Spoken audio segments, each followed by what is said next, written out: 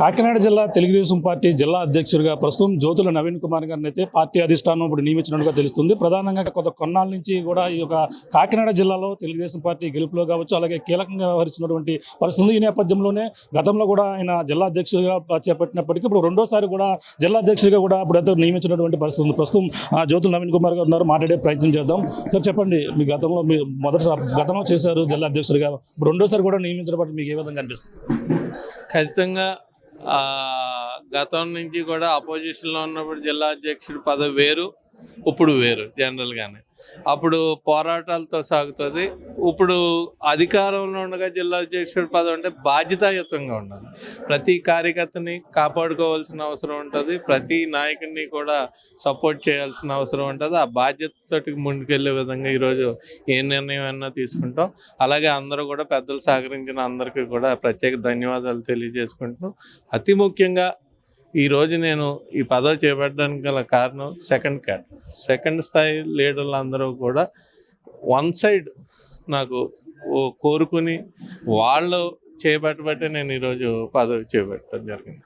అంటే ముఖ్యంగా కాకినాడ జిల్లాలో చాలా కీలకమైనటువంటి జిల్లా కూడా చెప్పుకొస్తున్నారు. అటువంటి దాంట్లో మీరు గతంలో మీరు అన్నట్టుగా పోరాట టైంలో కూడా చేశారు.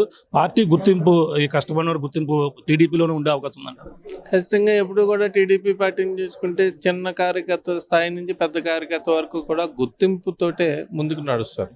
ఒకరోజు అటు ఇటు అవ్వచ్చు, కానీ ఎప్పుడు కూడా కష్టపడ్డ కార్యకర్తకి విలువ ఇచ్చేది, కష్టపడ్డ కార్యకర్తలు ఉన్న స్థానంలో నిల్చోబెట్టేది ఎప్పుడు తెలుగుదేశం పార్టీ. ఆ తెలుగుదేశం పార్టీలో ఉన్న కార్యకర్తలకు ఉన్న నిజం తెలుసు.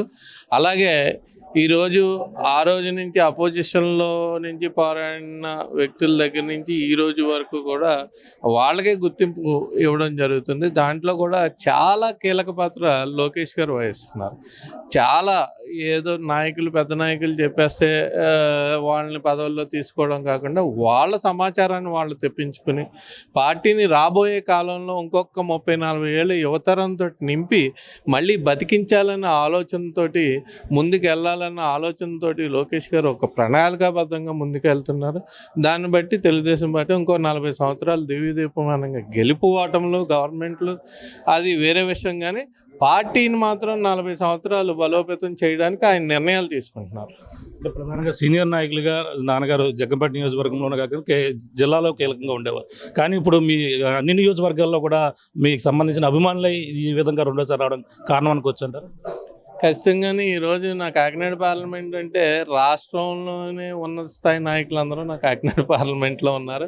వాళ్ళ మధ్యలో నేను చేయగలిగాను అంటే అపోజిషన్లో కూడా వాళ్ళ సహకారం కూడా పూర్తి స్థాయిలో నాకు అందించారు. ఆ రోజు నుంచి కూడా అక్కడి నుంచి తుని దగ్గర నుంచి యనమల రామకృష్ణ గారి దగ్గర, వనమ దగ్గర నుంచి, లేకపోతే ఇక్కడ జ్యోతుల నెహ్రూ గారు, రాజప్ప గారు, కొండబాబు దగ్గర నుంచి, రూరల్ సత్యబాబు దగ్గర నుంచి అందరూ కూడా ఏ కార్యక్రమం చేసినా సక్సెస్ అవ్వడానికి వీళ్ళందరూ తోడయ్యి సక్సెస్ చేసి ఎక్కడి నుంచే స్టేట్లో బయటికి ఎవరో రాని టైంలో మా పార్లమెంట్లో, కాకినాడ పార్లమెంట్లో వీళ్ళ సహకారంతో ముందుకెళ్ళడం జరిగింది. కార్యక్రమాలను సక్సెస్ చేసుకోవడం జరిగింది.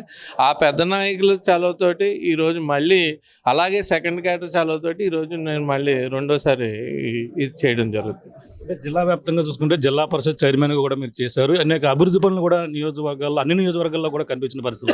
ఇప్పుడు మళ్ళీ అధ్యక్షులుగా వచ్చారు. మీరు ఎటువంటి అభివృద్ధి దిశగా మీరు ముందుకు వెళ్తారు? ఖచ్చితంగా మీరు ఎప్పుడు చూసుకున్నా సరే తెలుగుదేశం పార్టీ ప్రభుత్వం ఉంటేనే అభివృద్ధి, సంక్షేమం రెండు కూడా సమాంతరంగా తీసుకెళ్లే వ్యక్తి చంద్రబాబు నాయుడు గారు. అందులోని ఈరోజు కూటమి ప్రభుత్వం ఉంది కాబట్టి పవన్ కళ్యాణ్ గారు కూడా సహకారం అందిస్తున్నారు. అలా బీజేపీ సహకారం కూడా రాష్ట్రానికి అందుతుంది. కాబట్టి ఒక పక్క సంక్షేమాన్ని ఇచ్చుకుంటే ఒక పక్క అభివృద్ధిని కూడా చేసుకుంటున్నారు. గత గవర్నమెంట్లో ఏదో అరకొర సంక్షేమాలు ఇచ్చుకుంటూ మొత్తం అభివృద్ధిని కుంటుపరిచేసి ఒక రోడ్డు వేయలేదు, ఇంకోటి చేయలేదు, ఏ విధంగాని కూడా రాష్ట్రాన్ని అభివృద్ధి పదంలో తీసుకెళ్ళిన పరిస్థితులు లేవు. కానీ ఈ సంవత్సరన్నర కాలంలోని చూసుకుంటే ప్రతి నియోజకవర్గంలోని కూడా కొన్ని కోట్ల రూపాయలు సీసీ రోడ్లు కానీ, బీటీ రోడ్లు కానీ అది అభివృద్ధి చేసుకుంటూ, అలాగే మళ్ళీ కంపెనీలు తెచ్చుకుంటూ యువతకు ఉపాధి కల్పించాలనే దృఢ నిశ్చయంతో లోకేష్ గారు కష్టపడుతున్నారు, చంద్రబాబు నాయుడు గారు కష్టపడుతున్నారు, పవన్ కళ్యాణ్ గారు సహకారం అందిస్తున్నారు. మొన్న వైజాగ్లో జరిగిన దాంట్లో సమ్మిట్లో 11 లక్షల కోట్ల రూపాయలు ఎంఓఈలు చేయించుకుని ఘనత ఎవరికన్నా ఉందంటే ఒక చంద్రబాబు నాయుడు. ఆయన మీద ఆ అనుభవం మీద నమ్మకంతో ఆ కంపెనీలు ఈరోజు వచ్చి ఇక్కడ చేస్తున్నాయి అంటే ఆయన మీద ఆ అనుభవం మీద నమ్మకంతో వస్తున్నాయి. దాని వెనకాల కృషి లోకేష్ గారు ఖచ్చితంగా ఉంది. ఆయన వెళ్ళి మాట్లాడుకుని ప్రతి ఒక్కరితోటి కూడా 1-to-1 కూర్చుని వాళ్ళని మెప్పించి ఒప్పించి వాళ్ళని ఇక్కడ తీసుకురావడం జరుగుతుంది. ఎందుకంటే వాళ్ళలో ఒక అపోహ ఉంది, మళ్ళీ తెలుగుదేశం ప్రభుత్వం రాకపోతే మళ్ళీ ఆ పిచ్చి నిర్ణయాలకి ఏమన్నా ఇబ్బంది పడతామన్న ఆలోచనలతోటి కంపెనీలు వెనకడుగేస్తే, లేదు ఖచ్చితంగా మీకు అన్ని అవకాశాలు కల్పిస్తామని వాళ్ళని మెప్పించి ఒప్పించి తీసుకొచ్చి ఈరోజు చేయడం జరిగింది. అదేవిధంగా రాబోయే కాలంలో అభివృద్ధితో పాటు సంక్షేమాన్ని అందిస్తూ ఈ రాష్ట్ర ప్రజలకి బంగారు భవిష్యత్తు వేసేదాటిగా అందరూ కూడా కృషి చేస్తాం. ముఖ్యంగా మీరు అన్నట్టుగా కూటమి ప్రభుత్వంలో అలాగే కొన్ని నియోజకవర్గాల్లో అలాగే జనసేన గెలిచిన ఎమ్మెల్యేలు ఉన్న ప్రాంతంలోనే అలాగే కేడర్కి ఎటువంటి మీరు సందేశం ఇవ్వబోతారని కొంచెం డిస్టర్బెన్స్ ఉంటుంది కదా, అటువంటి వారికి మీరు ఎటువంటి సందేశం, ఏ విధంగా వాళ్ళందరూ కూడా సందేశం మీరు ముందుకు వెళ్తారు? ఖచ్చితంగా ఈరోజు చూసుకున్నట్టయితే కూటమి ప్రభుత్వం అంటే ఈరోజు 3 పార్టీలు కలిసి ప్రభుత్వాన్ని ఏర్పాటు చేసుకోవడం జరిగింది. ఆ 3 పార్టీల్లో వివిధ రకాల మనస్తత్వాలతో వివిధ రకాలైన నాయకులు ఉంటారు.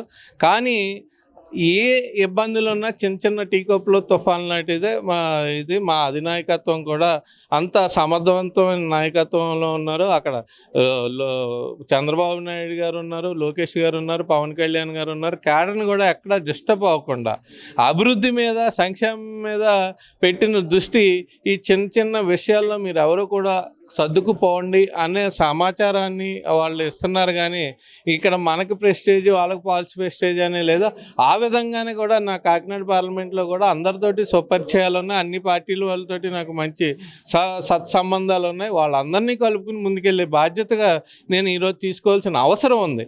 ఎందుకంటే గతంలో అపోజిషన్లో చాలా కష్టాలు పడి ఏదైతే వైసీపీ ప్రభుత్వం ఉందో వైసీపీ ప్రభుత్వంలో చాలా కష్టాలు పడి మెప్పించి ఒప్పించి ఓటర్లందరినీ ఒప్పించి ప్రభుత్వాన్ని ఏర్పాటు చేసే దిశగా కీలక పాత్ర ఈ కాకినాడ పార్లమెంటు నాయకులు కానీ అలాగే ఓటర్లు కానీ తీసుకోవడం జరిగింది. ఆ బాధ్యతలో వాళ్ళ కష్టానికి తోడై మేము ఈరోజు వాళ్ళందరినీ కూడా సరిదిద్దుకుని పైకి తీసుకొని రావాల్సిన బాధ్యత మా మీద ఉంది. కాబట్టి వాళ్ళందరినీ కూడా సమన్వయపరుచుకుని ముందుకెళ్ళడం జరుగుతుంది. పార్టీ అప్పుడు కష్టకాలం ఉన్నప్పుడు పక్కన చంద్రబాబు నాయుడు జైల్లో ఉన్నప్పుడు కూడా పార్టీని మొత్తం జిల్లాలో నడిపించిన పరిస్థితి ఉంది. అప్పుడు ఆ సమయంలో కూడా మీరు తర్వాత ఎన్నికల సమయంలో ఎంపీగా పోటీ చేస్తారని కూడా ప్రచారం కూడా జరిగింది. ఆ సమయంలో అంటే ఇప్పుడు మీకు మళ్ళీ జిల్లా బాధ్యతలు అప్పగించారు, ఇంకా ప్రభుత్వం మీకు ఇంకా కీలకమైన బాధ్యతలను అప్పగించే అవకాశం? ప్రస్తుతానికి జిల్లా ప్రెసిడెంట్ ఇచ్చారు. గతంలో నేను ఎంపీ ఆశించిన మాట వాస్తవం. దాన్ని నేను త్యాగం పెద్ద చేయలేదని అనుకుంటున్నాను. ఎందుకంటే పవన్ కళ్యాణ్ గారు చేసిన త్యాగం ముందు చంద్రబాబు నాయుడు గారు చేసిన త్యాగం ముందు నా త్యాగం పెద్ద త్యాగం కాదు. ఎందుకంటే వాళ్ళ రాష్ట్ర ప్రజల భవిష్యత్తును ఆలోచించుకుని వాళ్ళిద్దరూ కలిసి ఎందుకంటే ఇద్దరు కూడా సీఎం క్యాండిడేట్లు. చంద్రబాబు నాయుడు గారు అనుభవం ఉన్న సీఎం క్యాండిడేట్, అలాగే ఈయన కూడా ఆ స్థాయి ఒక పార్టీ అధినేత. వీళ్ళిద్దరూ కలిసి ఒక 2 మెట్లు దిగి కూటమిని ఏర్పరచుకున్నారు అంటే ఈ రాష్ట్ర ప్రజల గురించి రాష్ట్ర ప్రజల భవిష్యత్తు గురించి వాళ్ళు ఆలోచించుకుని చేసిన త్యాగానికి నేను చేసిన త్యాగం పెద్ద త్యాగం కాదని నేను అనుకుంటున్నాను. రాబోయే కాలంలో కూడా ఆయన అన్ని విధాలా కూడా యువతని ప్రోత్సహిస్తున్నారు, మంచి స్థానం కల్పించారన్న అవకాశం ఉంది. కాబట్టి ఆయన నమ్ముకుని ఉన్నాను లోకేష్ గారిని. ఆయనలాగా పార్టీని బలోపేతం చేసుకుంటూ ముందుకెళ్తున్నాను. Sir thank you, congrats and all the best. ఇది పరిస్థితి. ప్రస్తుతం అయితే మొత్తం ఏదైతే పార్టీ కష్టకాలంలో ఉన్నప్పటి నుంచి కూడా ఈ విధంగా అండగా నడిపించుకొచ్చారు. మొత్తం అందరూ కూడా ఈరోజు సంబరాలు జరుపుకునేటువంటి పరిస్థితి ప్రధానంగా ఉంది. మొత్తం మీద అయితే ఏదేమైనా కాకినాడ జిల్లా తెలుగుదేశం పార్టీ అధ్యక్షులుగా మరొకసారి కేటాయించిన నేపథ్యంలో అలాగే మొత్తం నియోజకవర్గ వ్యాప్తంగా కాదు అలాగే కాకినాడ జిల్లా వ్యాప్తంగా కూడా నవీన్కి సంబంధించిన అభిమానులందరూ కూడా ఇప్పటికే వచ్చి ఆయనకైతే అభినందనలు తెలియజేసినటువంటి పరిస్థితి ఉంది. ఏదేమైనా పార్టీని బలోపేతం చేసేందుకు మరింత కృషి చేస్తాం. అలాగే కాకినాడ జిల్లాలో ప్రతి ఒక్కరిని కూడా కలుపుకుని ముందుకు వెళ్తాం. ముఖ్యంగా కూటమి పాలన ఉన్న నేపథ్యంలో నేపథ్యంలోనే ప్రతి ఒక్క కార్యకర్తకు కూడా న్యాయం జరిగే విధంగా కూడా ప్రతి నియోజకవర్గంలో ఎటువంటి ఇబ్బందులు లేకుండా అన్ని కూడా సర్దిమరిగేలాగా, అలాగే ఆ గస్తం ఏదైతే ఆయన బాధ్యతలు మరొకసారి ఇచ్చిన నేపథ్యంలో ఇటు కాకినాడ జిల్లా ఎంతో కీలకమైనటువంటి జిల్లా కాబట్టి ఈ యొక్క జిల్లాలో ఈ యొక్క తెలుగుదేశం పార్టీని అయితే మరింత బలోపేతం చేసేందుకు నా వంతు కృషి చేస్తామని, అలాగే కాకినాడ ప్రస్తుతం ఏదైతే రెండోసారి తెలుగుదేశం జిల్లా అధ్యక్షులుగా ఎన్నికైనటువంటి జ్యోతుల నవీన్ గారు చెప్తున్నటువంటి పరిస్థితి ప్రధానంగా ఉందని చెప్పాలి. Local to global news at your fingertips. మీ చేతిలో ఒక ఆయుధం. Download raw TV app. Media legend Ravi Prakash is back.